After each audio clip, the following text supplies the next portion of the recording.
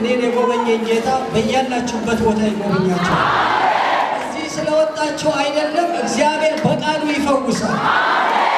እግዚአብሔር ይሁን። እኔ ያለፈው እሁድ ነው ፈውስና የተለያዩ መልእክቶች የመጡልኝ ለኔም ለቤተሰቤም ለልጆቼ ሳይቀር። እዚህ ጀርባ ላይ ተቀምጬ የነበረ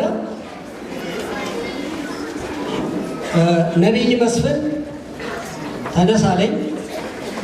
ተነሳው ያማላል። አዎ እውነትም አሞኝ ነው የመጣሁት። የዛለት ለቤተሰቤ እንኳን ነገርኩኝ። ስሜ ሻምበል ፈቃደ ይብዳው ባላለው የመጣሁት ከሻሸመኔ ነው እና ያመኝ ነበርና ድንገት ተነስቼ መጣሁ። ማለዳ መጥቼ በጣም ስጸልይ ነበርና እዚህ ጋር በቃ ፈውስ ተጠባበቅ ነበረ። በአገልግሎት ምክንያት ነብይ መስፍን ወደ ኋላ ነበር የመጣውና በመጨረሻ ሰዓት ላይ ግን የእግዚአብሔር እጅ ያገኛቸዋል አለ። ወጣሁኝ፣ ጸለየልኝ። ያማል አለ። አዎ ያመኛል፣ ተፈውሳል አለ። አንተ ብቻ አይደለም ባለቤትህም አለ። እውነትም ባለቤቴ አሟት ነበር፣ ያማታል ብዙ ጊዜ ስትቀመጥም ስትነሳም። የእግዚአብሔር ቃል ግን እንዲህ ይላል፣ ቃሉን ላከ ፈወሳቸው ነው የሚለው እግዚአብሔር በቃሉ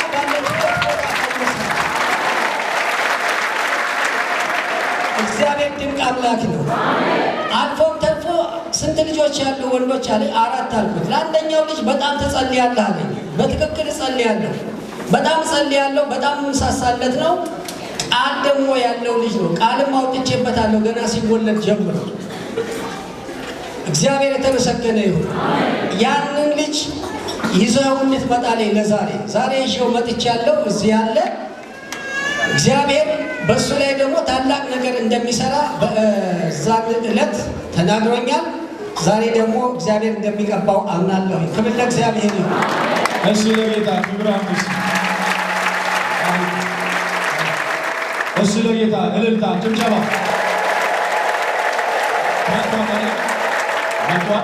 መጥቷል። እሺ የት ነው ያለው? ልዑልና እሺ እስኪ ይህንን ብላቴና እንለየው ለእግዚአብሔር። እጃችሁ ዘርጉ። በጌታ ኢየሱስ እግዚአብሔር ለምድር ያስፈልጋል። ኢትዮጵያ ብዙ ጉስቁልና አለባት፣ ብዙ መርገም አለባት፣ ብዙ እግዚአብሔር መፈታት ያለበት ጉዳይ አለ ምድራችን ላይ። ይህን ብላቴና ዛሬ ነቢይ አድርገን ቀባነው። በጌታ ኢየሱስም ነቢይ ሆኖ ይቀባል።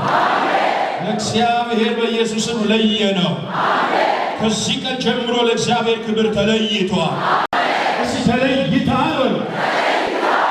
የቀረኝ ነገር ስላለ ነው። ሌላው ስለ ስራ ነበረ የጸለየልኝ። በስራዬ ትደክማለህ፣ ትለፋለህ፣ ግን እንደ ሌሎች እንደ ጓደኞች ያተርፍ ነበር ያለኝ።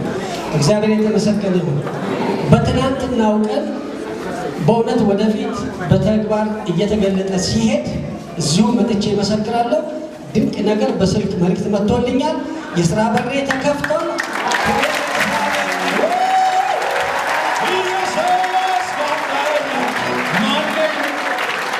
እጃችሁ ከፍ አድርጉና ኢየሱስ አይቶኛል በሉ።